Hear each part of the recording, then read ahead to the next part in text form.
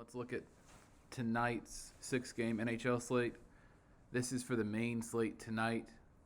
There are games in the afternoon, but this is just the 6-game main slate. We have very few goalies are confirmed, but we have goalies that are likely or projected to start filled in here, which I can update if we get a change in goalie announced later. But there are a couple of spots that stand out, starting with Edmonton against Calgary. Again, Edmonton is just one of the best offenses in the league. Going against Calgary, who's not one of the best defenses in the league. Markstrom's been struggling. Edmonton's on the road, so I want to start with Edmonton 2. You can make sure you check daily faceoff closer to lock as the lines get updated. But on the road, a lot of times Edmonton likes to split up Draisaitl and McDavid. So if Draisaitl's on line 2, which they have, this is from this morning. This is what they're expecting, Draisaitl and McDavid on line 1. But you can use Ryan Nugent-Hopkins from line 2. He also has exposure to the top power play, and he's not expensive. So Nuge is a nice place to start. It's also Edmonton. It's Draisaitl, it's McDavid. You can play Edmonton 1 against Calgary. It's a good spot for Edmonton all around. Just because they're on the road, I like to look at Edmonton 2 first. Nugent-Hopkins stands out as a really good value play tonight. After Edmonton, we have a little bit of a drop to teams like New Jersey, Columbus, and Toronto.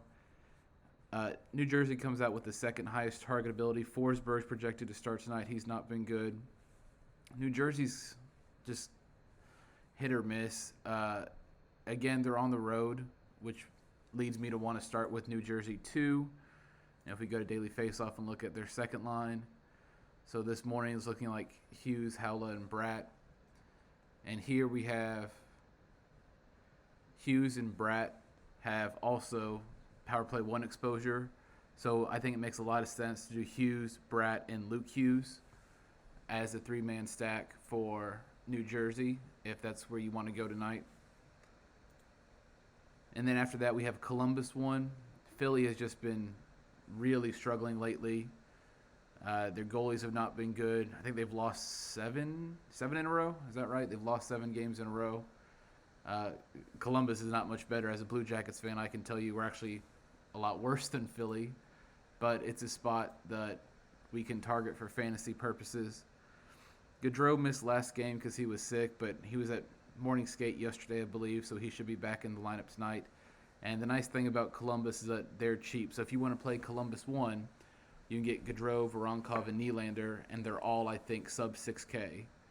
And then Gaudreau, Voronkov, and Nylander also have power play 1 exposure, so it's another really nice spot, not expensive, high targetability tonight, top line and top power play correlation makes a lot of sense there.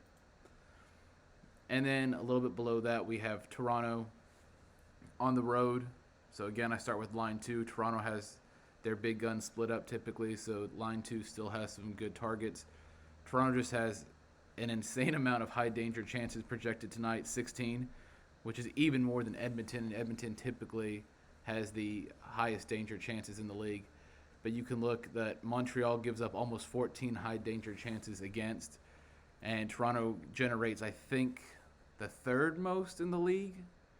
And so we have a team that gives up a lot of high danger chances against a team that produces a lot of high danger chances, which is why we have such a big number here for Toronto tonight. So again, Toronto 2, we can look at who's projected to play on the Maple Leaf second line, if I can remember where T falls in the alphabet. So Marner, I think they said they're expecting him back. So you can get a Tavares Marner line 2 stack that also has correlation to power play 1. And then you can use either of these guys for the power play correlation or even Morgan Riley, although I don't usually like rostering him. He's kind of typically overpriced and doesn't have very many pop-off games. But Marner, Tavares you can do as a 2-man. You can also use Bobby McMahon if you need to save some money, or use one of Nylander or Matthews for the power play correlation. So I think talking through it right now, the things that jump out are you could do a New Jersey 2 stack with Columbus 1, and that won't break the bank. And then you can fill in with maybe Nugent Hopkins from Edmonton, or maybe some of those Toronto guys from that second line that save a little bit of salary.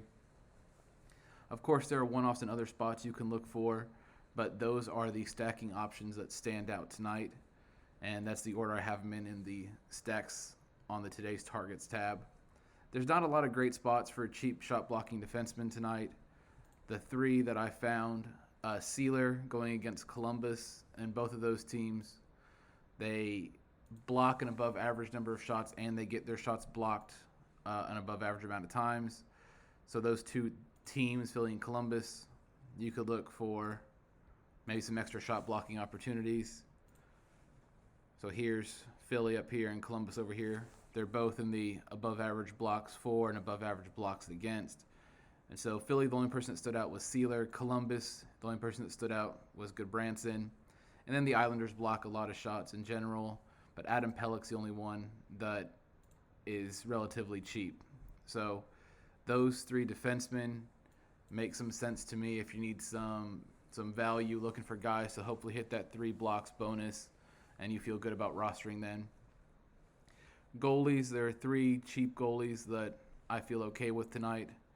Again, Graves going up against Philly. He's the second cheapest goalie on the slate, but it's almost a 50-50 game, and so the salary just is really cheap for that opportunity. He's actually been really solid when he's played this year. He hasn't played a whole lot in Columbus. I think this will be his fourth game, but he's been good when he played in Columbus. He was good in Cleveland in the AHL. He's cheap. He makes sense tonight. Casey DeSmith in this LA game. It doesn't look like a very high total game. Neither team looks like a very attractive offensive target. Again, it's close to 50-50. You can get DeSmith for $600 cheaper than Talbot, so he's fine for Vancouver. And then you see Saros at $7,600. Again, another 50-50 game between Nashville and the Islanders. Saros has been better, and he's cheaper, and so he's somewhere else that you can look.